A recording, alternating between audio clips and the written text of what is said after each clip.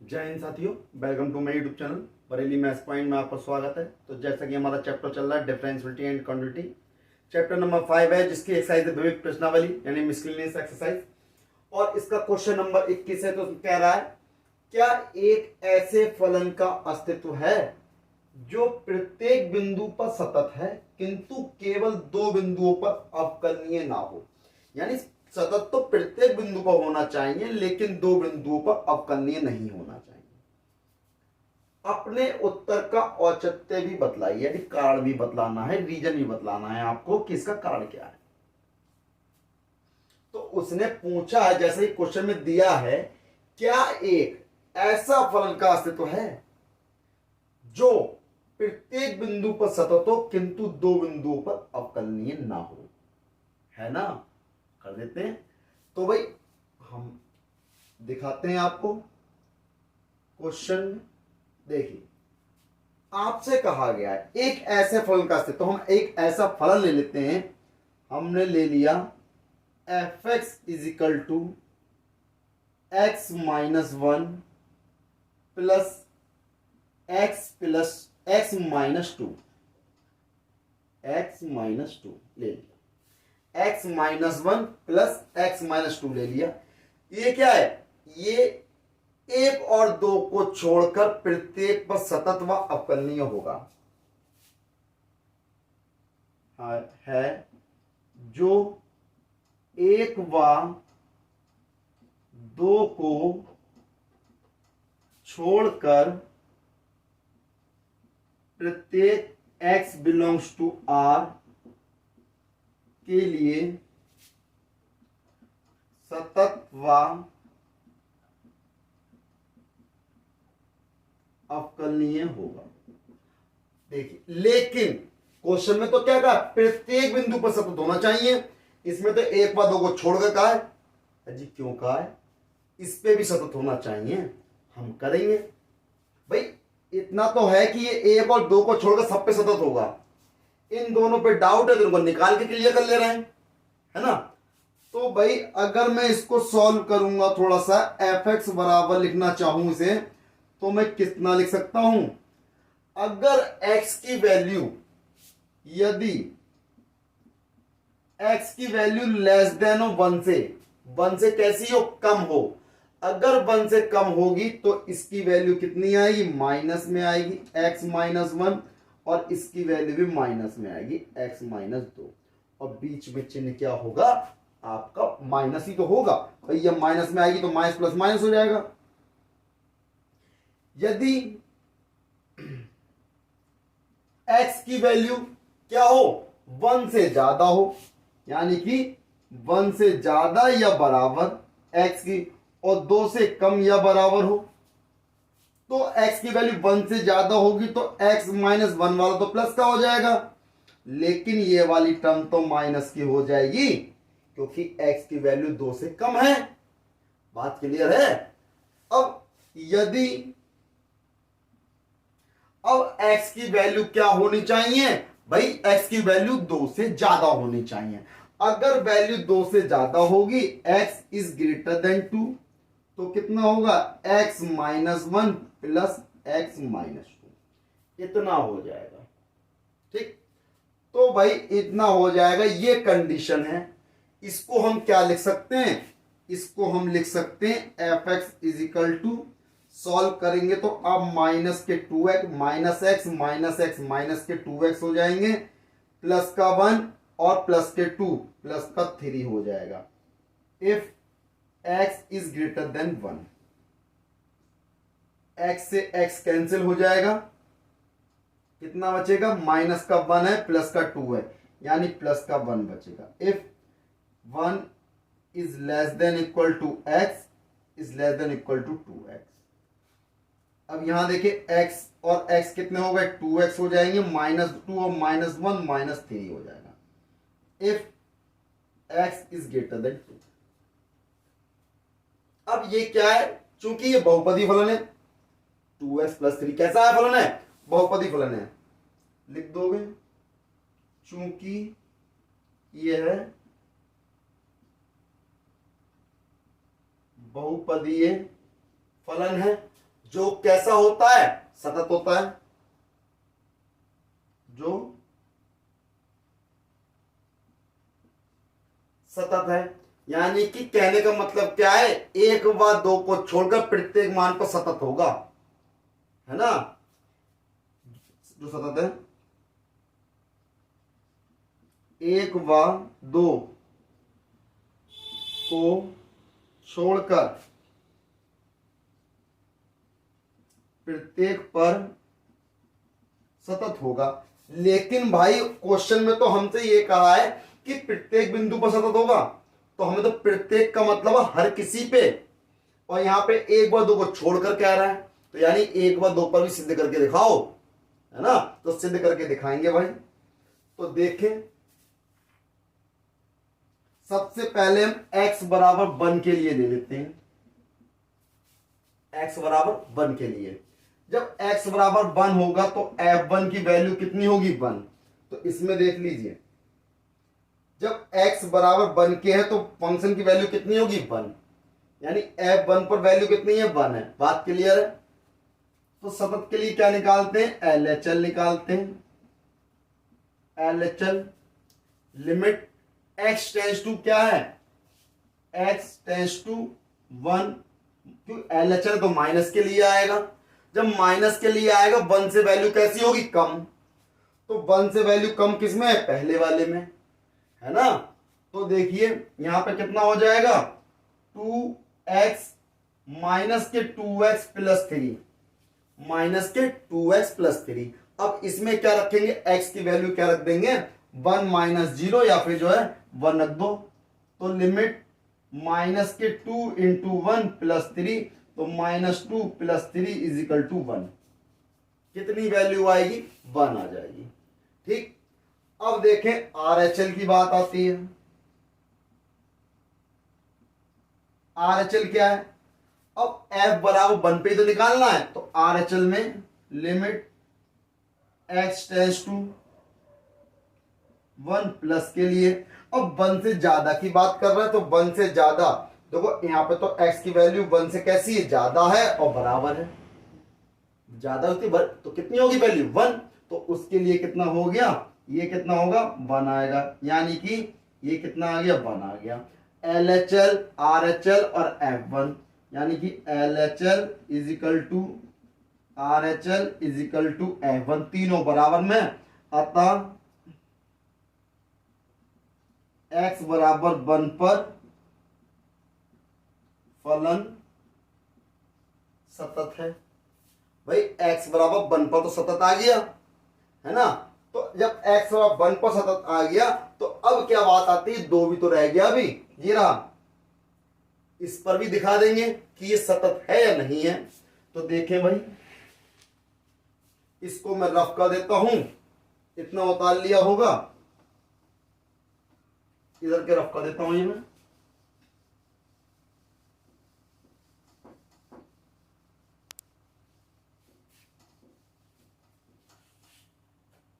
अब देखें भाई,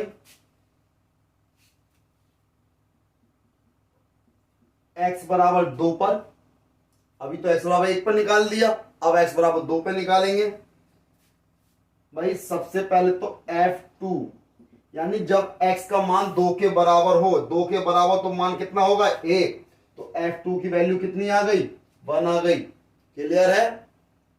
अब देखें LHL limit x tends to 2 minus के लिए, यानी x की वैल्यू माइनस के लिए 2 से कम हो रही है, तो 2 से कम किस में है, यहां तो 2 से ज्यादा है, यहां 2 से कम है, तो 2 से कम के लिए कितना होगी, 1, यानी कि 1।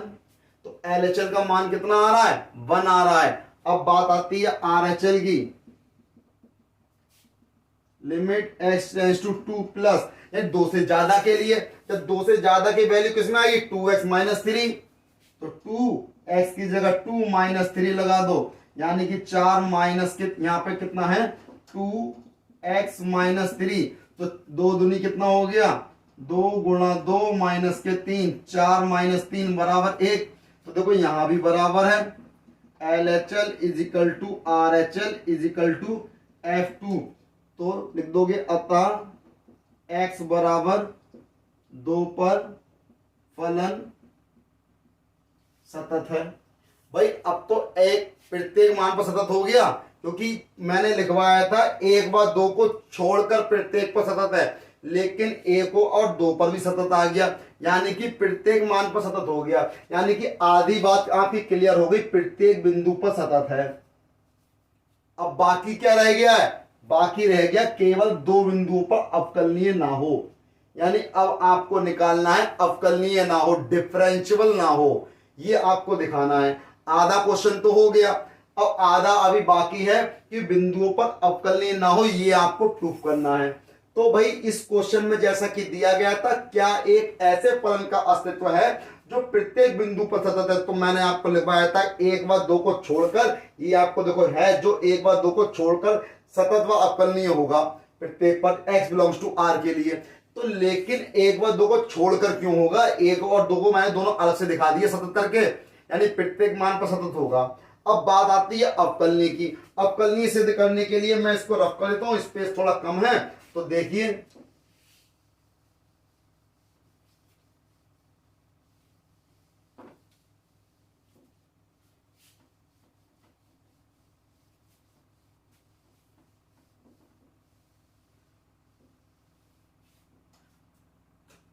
देखें, अब बात आती है अवकलनीय की। अवकलनीय के लिए हमें करना क्या होगा? सबसे पहली चीज भाई हमें निकालना होगा लेफ्ट हैंड डेरिवेटिव, यानी कि लेफ्ट साइड का डिफरेंशियल निकालना, लेफ्ट हैंड डेरिवेटिव। तो उसके लिए फार्मूला होता है limit h tends to 0, f किस पे निकालना? 1 पे निकालना, इस बात का ध्यान रखें। तो 1 माइनस h माइनस का f1 अपॉन माइनस का h, किसके लिए है ये? 1 के लिए, x बराबर 1 के, क्योंकि यहां पे देखो 1 लिखा मैंने, लेफ्ट हैंड डेरिवेटिव, तो यहां पे x बराबर 1 के लिए। तो भाई अब ये मुझे बता दो limit h tends to 0, 1 minus h, 1 minus h का मतलब 1 से कम। तो 1 से कम देखो, 1 से 1 कम कहां है? ये रहा। तो यहां पर क्या आएगा? 1 माइनस h, तो -2x की जगह क्या लगा देंगे? 1 माइनस h लगा दो, लगा दिया। माइनस f1 की वैल्यू हम निकाल चुके, f1 की वैल्यू 1 अपॉन माइनस का h, इसको सॉल्व कर लेंगे। तो भाई limit h tends to 0, -2 minus plus के 2h हो जाएंगे, और माइनस का 1 है। तो भाई अब देखें, जब -2 की 1 से इंटू करी आपकी, तो कितना हो गया? माइनस का 2 हो गया। अब भाई ये बता दो, माइनस का 2 हो गया, -2 की h से करी, प्लस का 2h हो गया। अब माइनस का 1 है, तो भाई अभी यहाँ पे 3 भी तो रह गया, ये तो हमने लगाया नहीं, प्लस का 3 माइनस 1, तो देखो यहाँ कितना है? 3 में से 1 गया, प्लस का 2 बचा, अपॉन h, 2 से 2 कैंसिल हो गया। अब कितना बचा? 2। इसको रफ कर देते हैं भाई, ये माइनस का h ये रहा, तो लिमिट h टेंड्स टू 0, यहाँ कितना बचा? 2h upon minus h, h से h कैंसिल हो गया, कितना आ गया? माइनस का 2 आ गया। अब निकालेंगे right hand derivative, right hand derivative 1 पे निकालेंगे। तो भाई देखिए लिमिट h टेंड्स टू 0, यहाँ कितना हो जाएगा? अब यहां पर हो जाएगा 1 प्लस h, कितना होगा? 1 plus h, 1 plus h minus का f1, और अपॉन में कितना हो जाएगा? h हो जाएगा। तो limit h tends to 0, 1 plus h यानी 1 से ज्यादा, तो 1 से ज्यादा वैल्यू कितनी है? 1 माइनस का 1 अपॉन h, यानी कितना आ गया? 0। तो right hand derivative is equal to कितना आ गया? 0 आ गया। तो लिख दीजिए left hand derivative is not is equal to right hand derivative, यानी दोनों बराबर नहीं है, तो दोनों बराबर नहीं है, तो लिख दोगे अतः x बराबर 1 पर यह फलन अवकलनीय नहीं है। ठीक, ये तो हो गई बात x बराबर 1 की, यानी x बराबर 1 पर अवकलनीय नहीं है। अब हमें x बराबर 2 पर भी तो निकालना है, तो हम इसे क्या कर देते हैं, इसे रफ कर देते हैं, है ना। तो देखिए अब बढ़ते हैं किस पर, x बराबर 2 के लिए।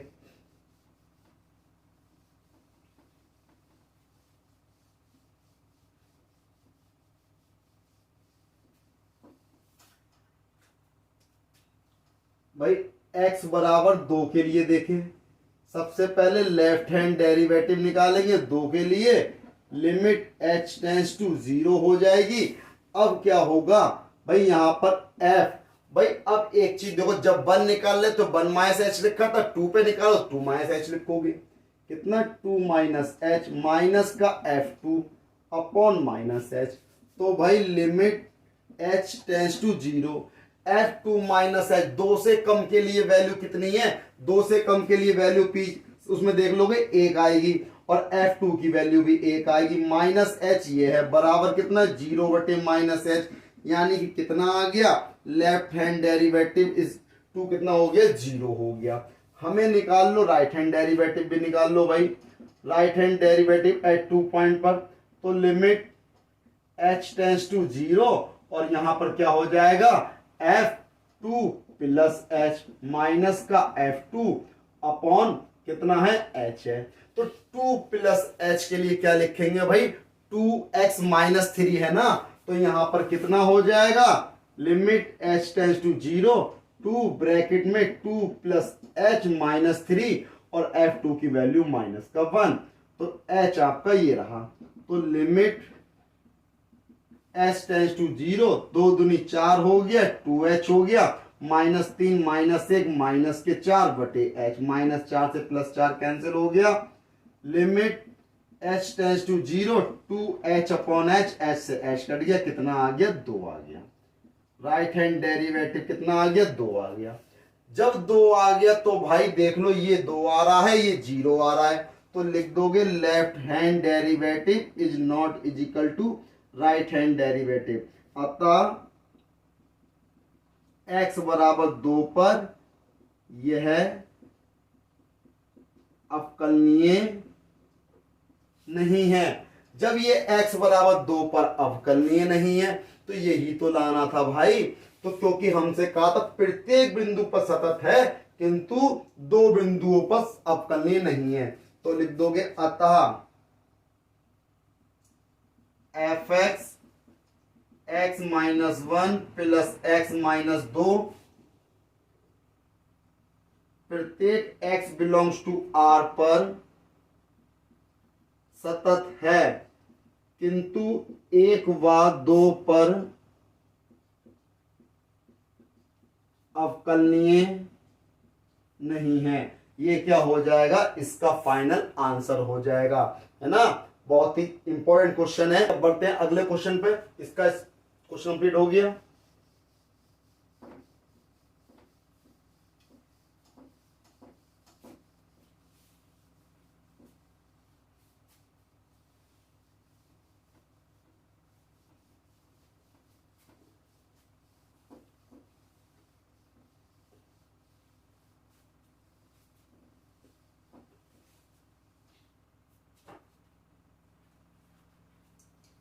क्वेश्चन नंबर 22 दिया है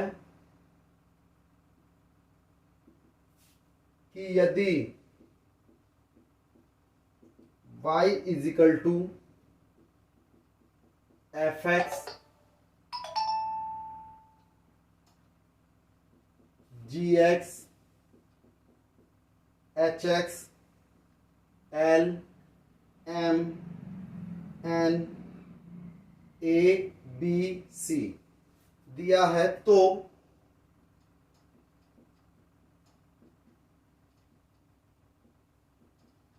सिद्ध करो कि dy upon D X is equal to F dash x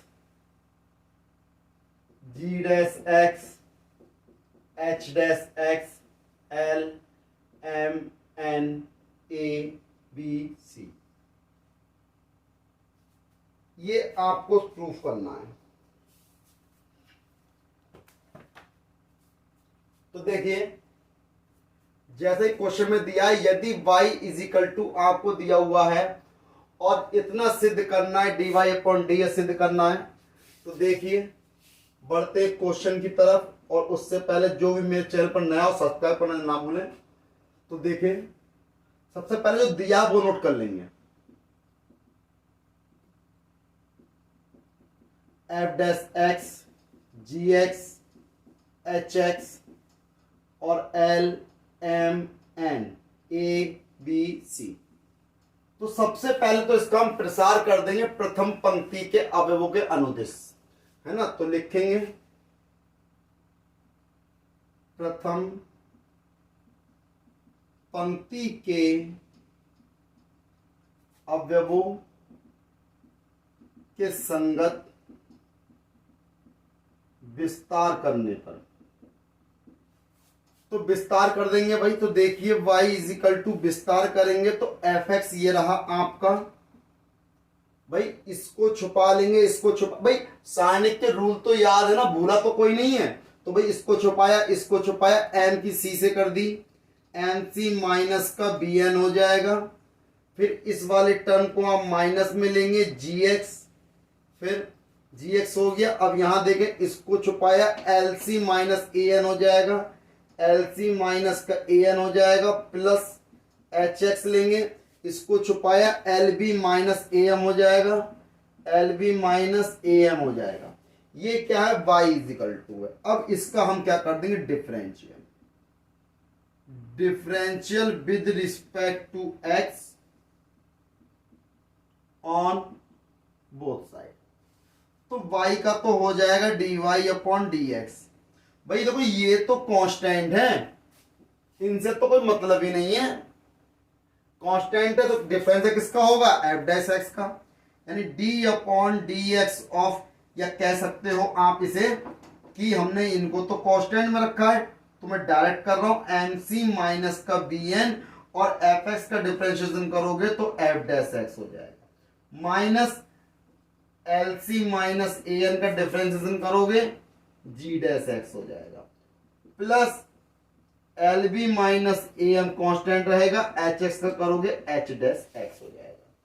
अगर इसी चीज को मैं सारणिक के रूप में चेंज करके लिखूं तो भाई क्या आएगा, तो इसी चीज को अगर मैं चेंज करके लिखता हूं तो D Y upon D X is equal to कितना हो जाएगा, F dash X G dash X H dash X L M N A B C. क्योंकि प्रथम पंक्ति के संगत अवयवों के अनुसार विस्तार करोगे तो क्या मिलेगा, यही टर्म मिल जाएगी।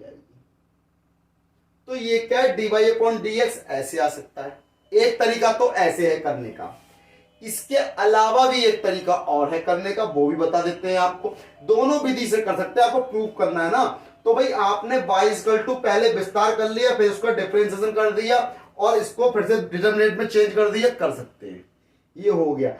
अगर बाई चांस आपको ये भी ध्यान ना रहे तो डायरेक्ट कर दो डिफरेंशिएशन। देखिए कैसे करेंगे, इसको मैं रफ कर देता हूं, नोट कर सकते हैं आप इसे, इसको रफ कर देते हैं।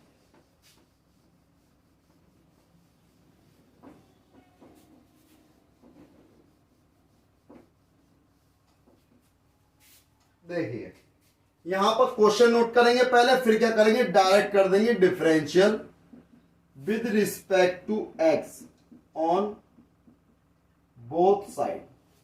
तो भाई बाई का तो हो जाएगा D Y upon D X. अब इसमें क्या करेंगे, हर पंक्ति का अलग अलग करेंगे, पहले इस पंक्ति का करेंगे, फिर इस पंक्ति का करेंगे, फिर इस पंक्ति का करेंगे, तीनों को जोड़ देंगे।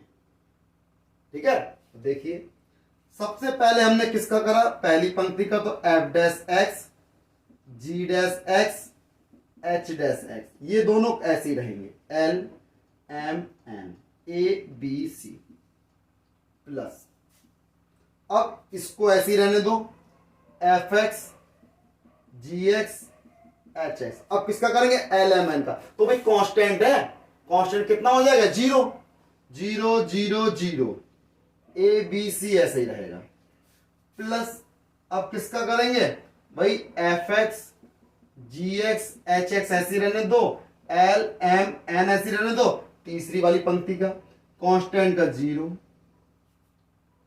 तो भाई ये बता दो इन सब को सॉल्व करने के बाद में क्या आएगा,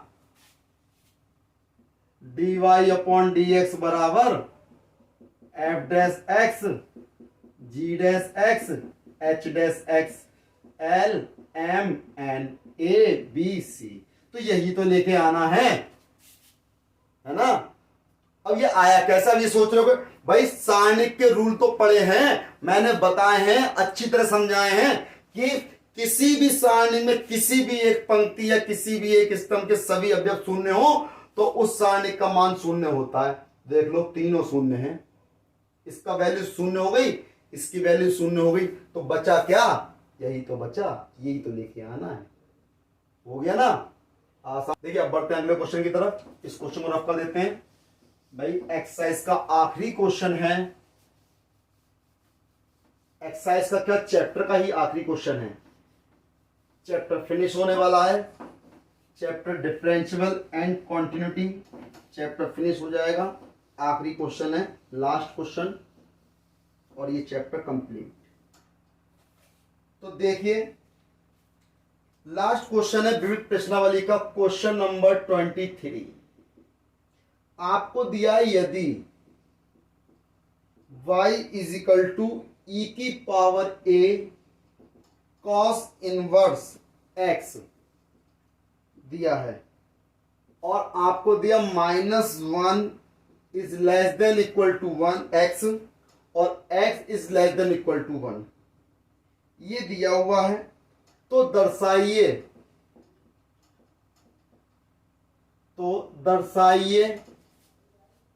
कि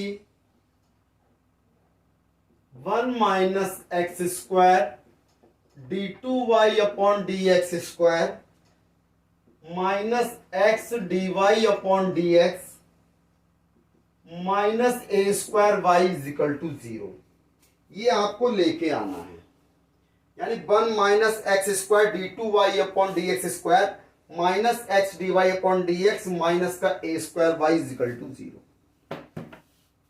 दिया हुआ। देखिए बहुत ही अच्छा क्वेश्चन है, इंपॉर्टेंट क्वेश्चन है। सबसे पहले सॉल्यूशन में जो आपको दिया पहले उसे नोट कर लेंगे। क्या दिया, y बराबर ई की power a cos inverse x। तो सबसे पहले देखते हैं लाना क्या क्या। देखिए dy अपॉन डी एक्स लाना है, उसकी value d2y upon D X Y की वैल्यू लाना है। तो इसके लिए करेंगे क्या, सबसे पहले differential with respect to x on both side. तो y का तो हो जाएगा भाई dy अपॉन डी एक्स, और e की पावर x का करेंगे e की पावर x हो जाएगा, e की power a cos inverse x। लेकिन अभी तो e का ही तो हुआ है, अभी a cos इनवर्स x का दोबारा करेंगे d upon D x of a cos inverse x। तो देखें e a cos inverse x ये आ गया, a तो कांस्टेंट है, और cos इनवर्स x का हो जाएगा माइनस का 1 upon under root 1 minus x square. ठीक, इतना हो जाएगा। और यहां क्या है, dy अपॉन डी एक्स है। भाई इसको इधर ले आओ, तो under root 1 minus x square यहां हो गया dy upon D X is equal to, अब ये चीज देखिए माइनस का a आपका ये आ गया इंटू ई की power a cos inverse x। अब ये चीज देख लो, ये समीकरण 1 डाल दो, समीकरण 1 से e की power a cos inverse x क्या हो गया, y के बराबर हो गया। तो under root 1 minus x square D Y upon D X is equal to minus का ए वाई। बात क्लियर है। अब क्या करेंगे यहां पर, again differential with respect to X on both side दोबारा करेंगे। तो देखिए यहां तो फर्स्ट पार्ट ये हो गया, फर्स्ट पार्ट ये हो गया सेकंड पार्ट। तो फर्स्ट पार्ट ऐसा ही 1 माइनस एक्स स्क्वायर ऐसा ही। दूसरे का अवकलन तो D Y upon D X का करोगे तो D two Y upon D X square हो जाएगा, प्लस सेकेंड पार्ट ऐसा ही D Y upon D X ऐसा ही। अब किसका करोगे, under root 1 minus x square का, तो इसका करेंगे तो आ जाएगा 1 upon 2 under root 1 minus x square. और इसका दोबारा करेंगे तो इनटू में माइनस का 2x और आ जाएगा, बराबर में माइनस का ए वाई का हो जाएगा D Y upon D X. तो इस 2 से तो 2 कैंसिल हो गया, under root 1 minus x square D two Y upon D X square plus minus हो जाएगा D Y upon D X. यहां कितना बच्चा, एक्स बटे under root 1 minus x square बराबर माइनस का A D Y upon D X. ठीक, अब देखिए इन दोनों में ले लेंगे एलसीएम। एलसीएम कितना आएगा, under root 1 minus x square. तो under root 1 minus x square की अंडर रूट 1 माइनस स्क्वायर से गुणा होगी, कितना आएगा 1 माइनस एक्स स्क्वायर। और ये क्या है, D two Y upon D X square minus यहां क्या है X D Y upon D X बराबर माइनस का A D Y upon D S की यहां वैल्यू लगा देंगे। भाई D Y upon D S की वैल्यू कितनी है, यहां देखिए कितनी निकाली थी हमने, ये रहा। तो D Y upon D X यहां पे क्या ये रहा, यानी कि इसको लिख सकते हैं ई माइनस का भाई ए वाई बटे under root 1 minus x square. तो लिख दी मैं D Y upon D S की वैल्यू माइनस का A Y upon under root 1 minus x square. ठीक, क्योंकि भाई यहां से निकालोगे D Y upon D F बटे में पहुंच जाएगा माइनस का ए वाई बटे under root 1 minus x square. ठीक, अब अंडर रूट 1 माइनस स्क्वायर से ये कैंसिल हो गया, 1 minus x square D two Y upon D X square minus का X D Y upon D X. कितना बचा, माइनस माइनस प्लस का ए स्क्वायर वाई। इसको इधर ले आओ तो देखें 1 minus x square D two Y upon D X square minus का X D Y upon D X minus का A square Y is equal to 0। तो भाई देखो यही तो प्रूफ करना है हमें, यही तो लेके आना है, ये इसका क्या हो जाएगा, आंसर हो जाएगा। बहुत ही बढ़िया क्वेश्चन है। आपको दिया था y बराबर e की power a cos inverse x और आपको दिया है दर्शाइए कि इतना लाना है, प्रूफ करना है। तो हमने क्या करा, y बराबर e की पावर cos इनवर्स x को समीकरण एक डाल के डिफरेंशियल कर दिया, ये आ गया D Y upon D S का। इसको रूट वाले को हम इधर ले आए तो इतना आ गया, फिर इसका अगेन, क्योंकि हमें भाई देखो सेकंड डबल डिफरेंशियल दिखाना है, सिंगल डिफरेंशियल दिखाना, दोनों दिखाना है, तो डबल तो चाहिए। तो दोबारा भी कर दिया, लगा दिया, इन दोनों में फर्स्ट सेकंड करके सॉल्व कर दिया। बहुत ही बढ़िया क्वेश्चन है, सेम टू सेम आ गया, प्रूफ कर दिया। और ये एक्सरसाइज का आखिरी क्वेश्चन है, विविध प्रश्नावली का आखिरी क्वेश्चन है, चैप्टर नंबर 5 का आखिरी क्वेश्चन है। इस प्रकार ये चैप्टर आपको पूरा कंप्लीट होता है। डिफरेंशियबिलिटी एंड क्वांटिटी या फिर quantity and differentiability chapter number 5 आपको कंप्लीट हो जाता है। अगली वीडियो मिलेंगे नए चैप्टर के साथ, तब तक मेरे चैनल सब्सक्राइब करना ना भूलें, लाइक करें, शेयर करें, सब्सक्राइब करें। जय हिंद साथियों।